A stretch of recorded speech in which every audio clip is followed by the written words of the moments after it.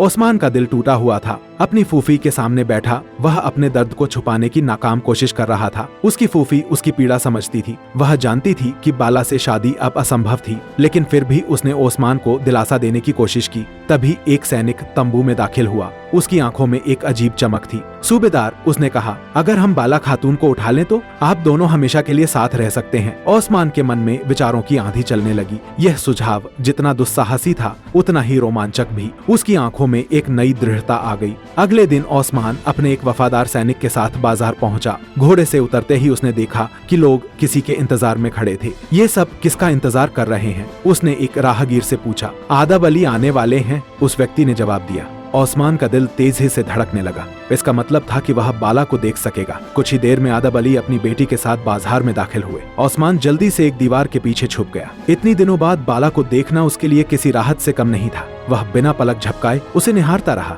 लेकिन बाला को उसकी मौजूदगी का कोई एहसास नहीं था।